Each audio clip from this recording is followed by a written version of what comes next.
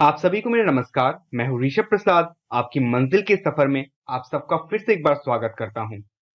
तो क्लास 12 का जो रिवाइज सिलेबस है ये हमारे पास आ चुका है। सीबीएसई के द्वारा इसे अपलोड कर दिया गया है। तो हर किसी को अभी ये जानना जरूरी है कि क्या क्या सिलेबस में उनके है, क्योंकि क्लास जो पिछले साल हुआ 2020 में और 21 में जो हुआ उनके सेशन में बहुत सारे चैप्टरों को डिलीट कर दिया गया था, बहुत से पॉइंटों को डिलीट किया गया था। लेकिन 2021 के सिलेबस में बहुत सारी चीजों को ऐड किया गया है। तो वो इन सारी चीजों को आपको जानना बहुत ही जरूरी है। अगर आप इन चीज को नहीं जानते तो आपके बोर्ड में मार्क्स बिल्कुल भी अच्छे नहीं आएंगे।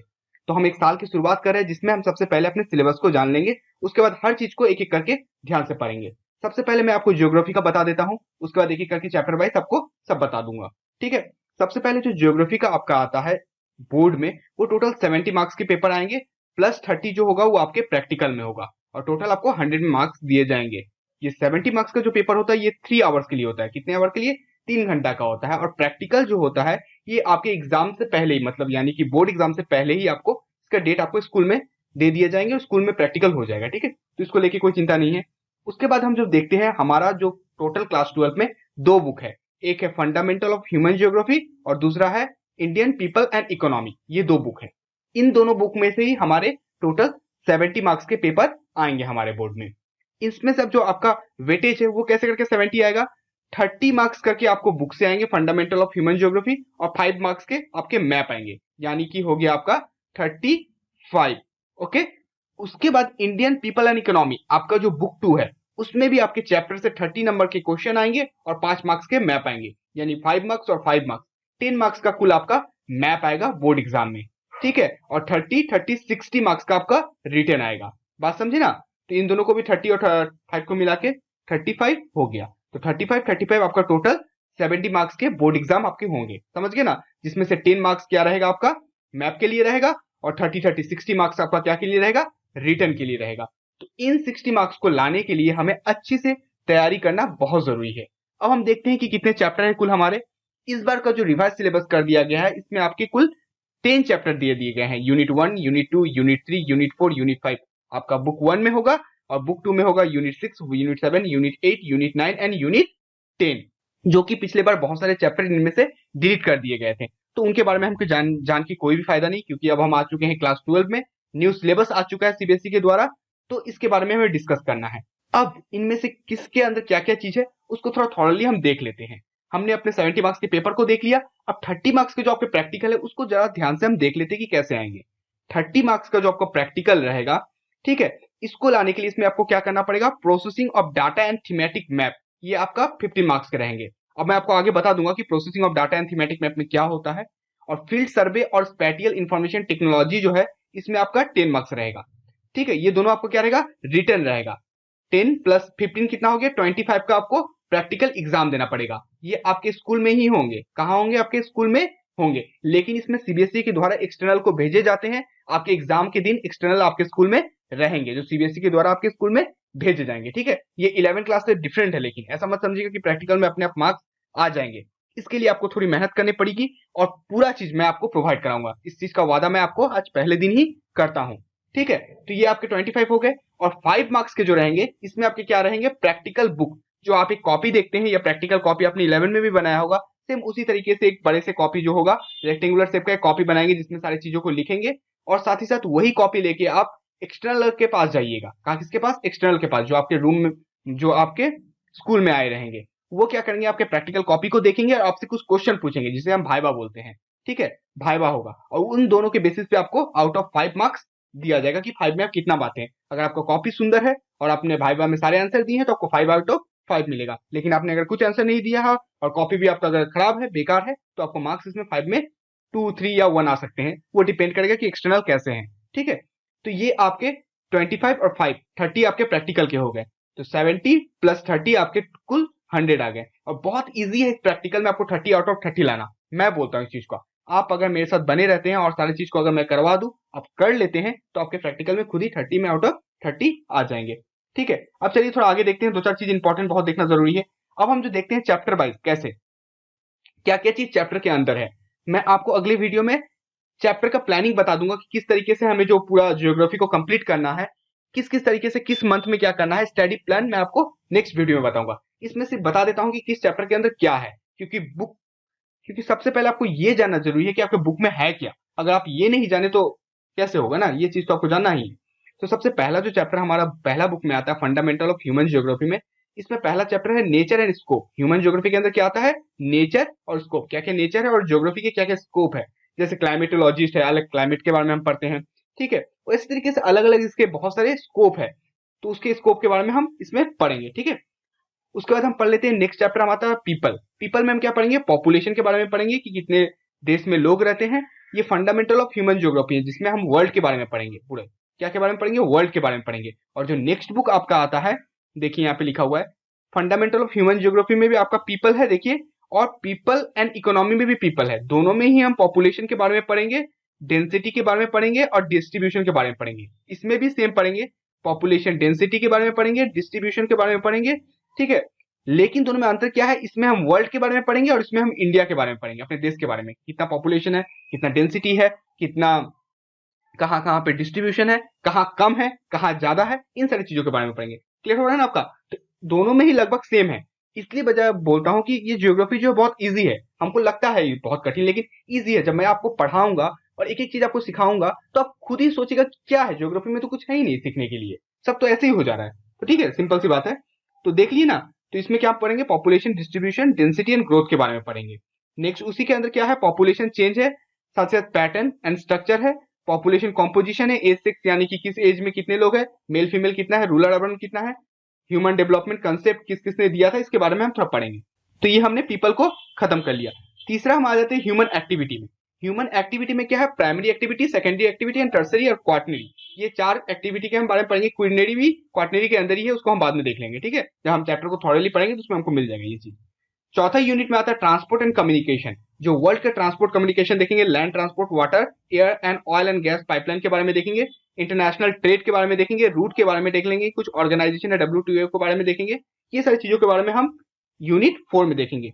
5 नंबर जो आता है हमारा, क्या आता है, ह्यूमन सेटलमेंट के बारे में आता है। क्या आता है, ह्यूमन सेटलमेंट। ह्यूमन सेटलमेंट में देखेंगे रूरल अर्बन कैसा है, ठीक है, मॉर्फोलॉजिकल ऑफ सिटी कैसा है, डिस्ट्रीब्यूशन ऑफ मेगा सिटीज कहाँ कहाँ कितने फैले हुए हैं, किस तरीके के ह्यूमन सेटलमेंट है, कहाँ स्पार्स है, कहाँ डिस्पर्स है, किस तरीके का पैटर्न बनाते हैं, टी शेप बनाते हैं या रेक्टेंगुलर बनाते हैं या स्क्वायर बनाते हैं, भी शेप, इन सारी चीजों के बारे में हम ह्यूमन सेटलमेंट में अच्छे से देखेंगे। तो हमने देख लिया ना किस तरीके से हमारा पहला बुक क्लियर हो गया, कितना इजी है। तो फंडामेंटल ऑफ ह्यूमन ज्योग्राफी में जो हम 30 मार्क्स का करेंगे, थ्योरी इसमें से लिखेंगे, और 5 मार्क्स का जो हमारा इसमें से मैप का होगा 35 जो हो गया, कितना ईजी है इसको उठाना। आराम से हम पढ़ेंगे, सारी चीजों को सीख लेंगे, ठीक है।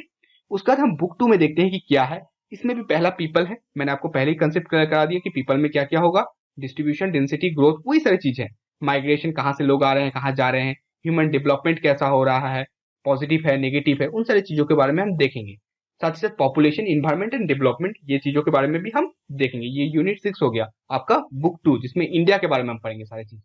ह्यूमन सेटलमेंट, इसके पहले हमने ह्यूमन सेटलमेंट में क्या पढ़ा, वर्ल्ड के बारे में पढ़ा। इससे पहले बुक में जो ह्यूमन सेटलमेंट है हमारा ये वाला, ये ह्यूमन सेटलमेंट आ गया, जिसमें हमने वर्ल्ड के बारे में पढ़ा।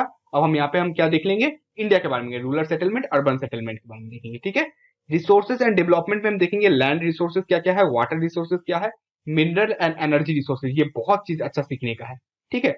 इंडस्ट्री को देख लेंगे, साथ ही साथ क्या देखेंगे, प्लानिंग इन इंडिया, किस तरीके का हम प्लानिंग कर रहे हैं, ठीक है, किस किस प्लानिंग एरिया में किस किस चीजों को डेवलप करने के बारे में बात किया गया। राजस्थान में जैसे इंदिरा गांधी कैनाल को हमने डेवलप किया, इन सारी चीजों के बारे में हम डीपली देखेंगे। जैसे कि थार मरुस्थल जो राजस्थान में जहाँ एग्रीकल्चर नहीं हो पाता था, वहां पे हमने क्या किया, इंदिरा गांधी कैनाल को ब्यास और सतलज से काट के इधर लाया और पूरा डेजर्ट एरिया में हमने एग्रीकल्चर को बढ़ावा दिया, जैसे कि यहाँ पे लोग रह सके। इन सारी चीजों के बारे में हम देखेंगे। इस वजह को केस स्टडी दिया हुआ है, यानी कि केस स्टडी के बारे में हम पढ़ेंगे। तो वो आगे हम चैप्टर में जब आएंगे एक एक करके, और जो मैं आपका स्टडी प्लान बना दूंगा उसमें बता दूंगा कि किस मंथ में हमको कब पढ़ना है, कैसे पढ़ना है, ठीक है। पूरा जिम्मेवारी मेरा है, आप एकदम बिल्कुल बेफिक्र रहें, सिर्फ हमारे साथ जुड़े रहें। जुड़े रहने के लिए आपको सब्सक्राइब जरूर करना पड़ेगा और बेल आइकन को जरूर दबाना पड़ेगा, जैसे कि मैं इन वीडियो को आप तक एटलीस्ट पहुंचा सकूं, ठीक है। हम अपने दूसरे चैप्टर को यूनिट 9 को देखते हैं, जिसमें transport, communication and trade, international trade के बारे में देखेंगे, ठीक है। इंटरनेशनल ट्रेड में क्या, ट्रांसपोर्ट, कम्युनिकेशन, रोड, रेलवे, ये सब के बारे में हम देख लेंगे। इसमें इंटरनेशनल ट्रेड इंडिया किस किस देश के साथ कैसे कर रहे हैं, इन सारी चीजों के बारे में हम इसमें देखेंगे। हमारा जो लास्ट अंतिम चैप्टर आता है, ये geographical perspective on selective issues and problem, क्या क्या हमारे इन्वायरमेंट में प्रॉब्लम हो रहे हैं उनके बारे में देखेंगे। देखिए पहले लिखा ही हुआ है, environmental pollution, urban waste disposal, हम इधर उधर कचरा फेंक रहे हैं जिससे अर्बन डिस्पोजल का बहुत बड़ा समस्या जो हो जा रहा है, इसके बारे में हम ज्योग्राफिकल पर्सपेक्टिव में देखेंगे। अर्बनाइजेशन के बारे में देखेंगे, रूरल अर्बन माइग्रेशन के बारे में देखेंगे, प्रॉब्लम ऑफ स्लम, जो मुंबई में धारावी स्लम, इसके बारे में भी हम पढ़ेंगे। जो एशिया का सबसे बड़ा स्लम है, कहाँ पे है? धारावी, ठीक है, मुंबई में है। सोचिए, शहर, गांव से लोग शहर जाते हैं कमाने, वहां उनको इतना फैसिलिटी, इतना महंगाई है कि वो अफोर्ड नहीं कर पाते, और इसी कारण से एक स्लम का निर्माण होता है। साथ साथ लैंड डिग्रेडेशन के बारे में भी हम देखेंगे। तो ये हमारा हो चुका है दोनों बुक के बारे में, 35 एंड 35, 70 मार्क्स को हमने देख लिया कि क्या हमारे इसमें आएंगे। देख लिया ना हमने, 35 एंड 35, 70 को हमने देख लिया। अब हमारा बच जाता है प्रैक्टिकल। प्रैक्टिकल में 30 मार्क्स जो आएंगे, processing of data and thematic map में हमारा क्या है, इसमें हम पहले देखेंगे processing of data and thematic map में हमारा क्या है। इसमें क्या है? Type and source of data. Data हमें कहाँ से मिलते हैं? Primary, secondary and other sources. Primary source क्या होता है? आपकी कॉलोनी में कितने आदमी रहते हैं, आप गए तो डायरेक्ट काउंट करके ले आए और आपको ये नंबर मिल गया, प्राइमरी सोर्स। सेकेंडरी सोर्स क्या होता है? ऐसा सोर्स जो गवर्नमेंट के द्वारा हमें प्रोवाइड किया जाता है। अब ये इंडिया का पॉपुलेशन आप खुद गिन पाएंगे? नहीं गिन पाएंगे, तो इसके लिए आपको गवर्नमेंट की मदद लेनी पड़ेगी। तो इनडायरेक्ट सोर्स जो आपको लेना पड़ रहा है किसी से, तो वो सेकेंडरी सोर्स के अंदर आ जाएगा, ठीक है। तो ये हो गया। साथ ही साथ इसमें tabulation and processing of data को किस तरीके से सजाया जाता है, कैलकुलेट ऑफ एवरेज, जिसमें मेजर ऑफ सेंट्रल टेंडेंसी यानी कि मीन, मीडियन एंड मोड के बारे में अच्छे से पढ़ेंगे, ठीक है। इस सारी चीजों को फॉर्मूला, सारी चीज मैं आपको करवा दूंगा। ऐसे भी पहले से भी चैनल में अपलोड किया हुआ है, और भी आपको अच्छे अच्छे तरीके से मैं एग्जाम से पहले सारी चीज करवा दूंगा।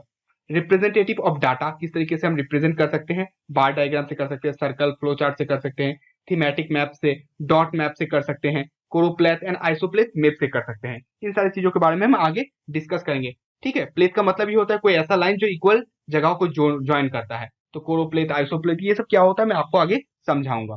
साथ ही साथ क्या है, डायग्राम को हम देखेंगे, ठीक है, ग्राफ को देखना सीखेंगे, और कंप्यूटर का मदद लेके हम किसी तरीके से कैसे डायग्राम को बनाते हैं उसके बारे में देखेंगे।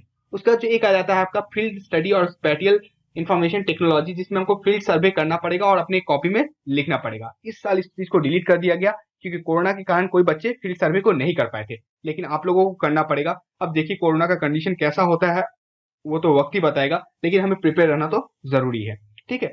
फील्ड विजिट एंड स्टडी करना पड़ेगा और चीजों के बारे में हमें लिखना पड़ेगा। इसके बारे में हम आगे जब ये चैप्टर आएगा तो उसमें हम डीपली डिस्कस कर लेंगे, ठीक है। और स्पेटियल इंफॉर्मेशन टेक्नोलॉजी में हम कैसे जीआईएस, ज्योग्राफिकल इंफॉर्मेशन सिस्टम का यूज करेंगे, हार्डवेयर रिक्वायर क्या क्या होते हैं, सॉफ्टवेयर क्या क्या कंप्यूटर में जरूरत पड़ते हैं, मॉड्यूल डाटा फॉर्मेट कैसे करते हैं, फास्टर एंड वेक्टर डाटा, ये सारी चीज जो है आपके कंप्यूटर से रिलेटेड है। इसके लिए ऊपर एक स्पेटियल इंफॉर्मेशन टेक्नोलॉजी चैप्टर है जिसमें हम अच्छे से डिस्कस कर लेंगे। तो ये सारे चीज जो इंपॉर्टेंट थे, जो आपके क्लास 12 बोर्ड में 2021 एंड 2022 का जो नया सिलेबस है, इसमें ये सारी चीजों को दिया गया है। इस चीज को अच्छे से याद रखिएगा, 21 एंड 22 का है। इन सारी चीजों को हम आज से स्टार्ट करेंगे और अपने बोर्ड आने तक सारी चीजों को फिनिश कर देंगे। आने वाले वीडियो में मैं आपको स्टडी प्लान के बारे में बता दूंगा कि किस चैप्टर को किस मंथ के अंदर खत्म करना है, जैसे कि हमारा बोर्ड से पहले सारी चीज खत्म हो जाए और रिवीजन भी बहुत अच्छी तरीके से हो जाए, जैसे कि हमारे फुल मार्क्स आने की चांसेस बहुत ज्यादा बढ़ जाए। तो मिलते हैं अपने अगले वीडियो में, तब तक आप स्वस्थ रहें, मस्त रहें, मुस्कुराते रहें, मुस्कुराइएगा तो जरूर, ठीक है। और इस कठिन परिस्थिति में, कोरोना की इस कंडीशन में, अपने और अपने परिजनों को, दोनों को ही स्वस्थ रखें। तब तक के लिए जय हिंद, जय भारत।